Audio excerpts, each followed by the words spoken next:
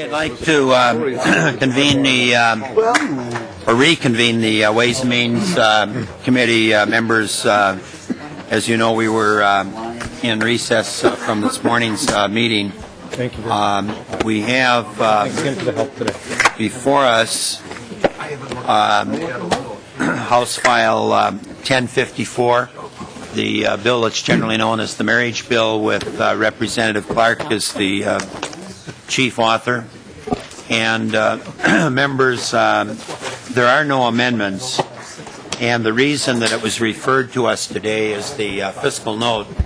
So if possible, what I'd like to do is keep the discussion on the fiscal note, and we do have MMB present to help us develop an understanding of the fiscal note. There are two areas that we probably need to talk some about. One is CGIP, and MMB will be here to comment on that. And then the other part is the increase in the number of marriage licenses and what impact that has as well. In that case, on the general fund, CGIP would have no impact on the general fund per se. But we'll be hearing from them shortly. So maybe if they could come down to the front table. I think there are two of you that are here. Nathan, you said Morocco, and Michelle Weber. And Representative Clark, are you prepared to make a motion on the bill? I think so. I had the motion right here. Well, Mr. Chairman, I think the motion says that I ask for the bill to be passed the second engrossment and re-referred to the House floor. Yeah, I can help a bit. Representative Clark moves that House File 1054, first engrossment, be recommended to pass and placed on the general register. General register. Thank you. And Representative Clark. Yes, Mr. Chairman. I'll be very brief because I know we are here to talk about the fiscal. No, but I will just say briefly that this is the bill that expands the freedom to marry to same-sex couples and protects religious freedom in the process. And so we'll go to the fiscal note. You already laid the groundwork for that, the two areas where there is some impact, and I guess I'll turn to the MMB folks to go through that, talk about the policy and the actual numbers. Maybe we can, and everybody has the fiscal note in their packets, so maybe if one of you, let's kind of divide it into the two parts, could comment first on CGIP and then on the impact on the licensure. Those were the two key components of the fiscal note, and it looks like Mr. Morocco, you're going to be the one that will start the process on the fiscal note. Mr. Morocco. Yes, thank you, Mr. Chair and members of the committee. My name is Nathan Morocco. I'm the director of the Employee Insurance Division at Minnesota Management and Budget, and I oversee the State Employee Group Insurance Program.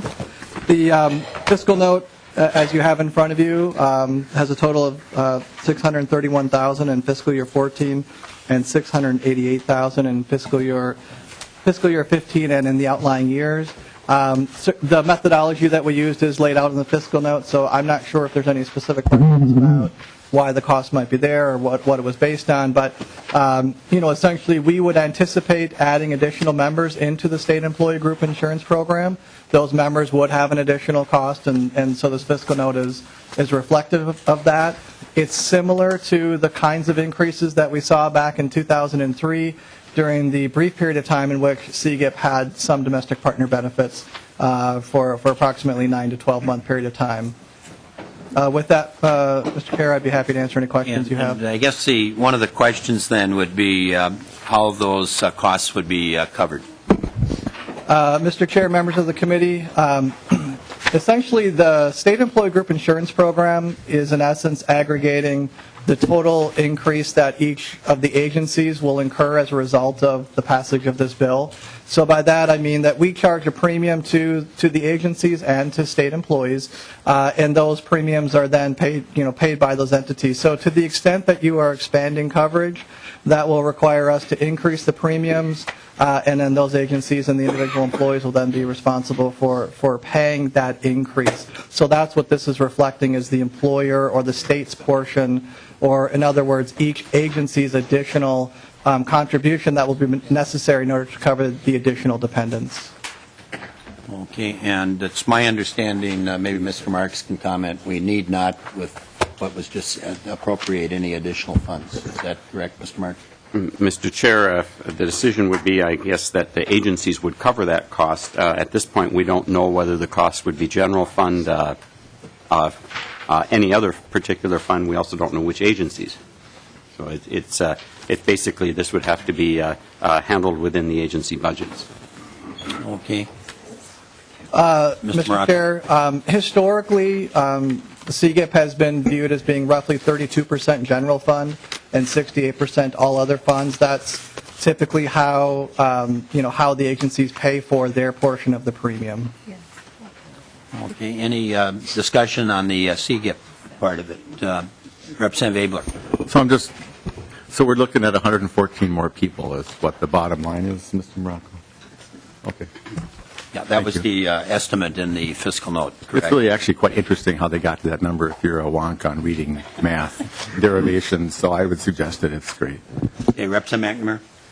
Thank you, Mr. Chair. Mr. Morocco, isn't it possible, didn't we save a couple $1 million a biennium more than we forecast when we did the dependent coverage evaluation or audit? Is it possible that there's more money from those savings than what this would ever cost? Mr. Morocco. Mr. Chair and Representative McNamara, as you know, the dependent audit isn't complete. We came in roughly about where we had expected, but we are still actually fulfilling the audit requirements, so we don't know what the total cost or savings will be until roughly midsummer. Just a follow-up. One of the things I might just share with the committee is that I did check today in terms of how many dollars are basically in CGIP, or what the cost of the program is in 2013. Let me put it that way. It was $676 million is what was brought in from all income sources for the state insurance program. So when we talk about the 100 and some, that would be a relatively small number. Representative McNamara. Thank you, Mr. Chair. Mr. Morocco, I'm trying to understand. You just said something different than the way I recollect it. I thought about $1.7 million was booked for the savings in the CGIP audit, and I thought the estimate was substantially more than that, or at least more than that. And wouldn't it be more than what the fiscal note for this bill is? I thought the savings exceeded the 1.7 by a couple $1 million. Mr. Morocco. Mr. Chair and Representative McNamara, I think what you're referring to is that the savings in general were greater, but the general fund portion of those savings was roughly $1.7 million. It sort of gets to the point that the chair had made in terms of where our funds come from. So when we save $4 million, 32% of that is roughly general fund savings, 68% is going to be other fund savings, and so that's where there might be some mixing up of the total savings versus what was actually booked as part of the legislative process. Representative McNamara. Thank you, Mr. Chair. And Mr. Morocco, thank you. And I remember seeing a chart that showed that the total savings, I mean, granted, we like to talk about general fund savings, but the savings in dedicated funds are real savings for the state of Minnesota. And we actually saved a couple $1 million total more than was booked, even if we pay back the $300,000 for the people that we took away their coverage, even though they really were eligible for it. My point is, if we pay that $300,000 back, like the chair of this committee did in an amendment in a bill that I have and Representative Schoen has, that we've been working with you, this and Representative Clark's bill altogether wouldn't even amount to the savings that were in that audit, which was a great thing to do to make sure that we had people correctly. But, Mr. Chair, my point is I think that pot of money is adequate to cover both your amendment and Representative Clark's bill. Okay, thank you. Maybe we see no other hands up. Why don't we talk a little bit about the revenue then from marriage licenses? That would be the other part of the note. Sure. Mr. Chair and members, my name is Michelle Weber. I'm the Director of Budget Operations at Minnesota Management and Budget. And so the MMB portion of the fiscal note also includes assumptions around an increase in the number of marriage license issued. The primary increase occurs in fiscal year 14, which results in increased revenue to the general fund of $190,000. And then in fiscal year 15 and beyond, the rate at which the marriage license increase, it significantly declines after that time. And so then that would have a $9,800 positive impact on the general fund. Okay, and are there any questions on that part of the fiscal note? Representative Bloom. Thank you, Mr. Chair. And so would the distribution of the marriage license fees continue in the same way they are now, or are there any changes to those programs proposed? Mr. Chair and Representative Bloom, there are no changes that I'm aware of. They would continue. Thank you. Any further discussion then? Well, seeing none then, Representative Clark renews her motion that House File 1054, first engrossment, be recommended to pass and placed on the general register. Any further discussion? Seeing none then, all those in favor, signify by saying aye. Aye. Opposed? No.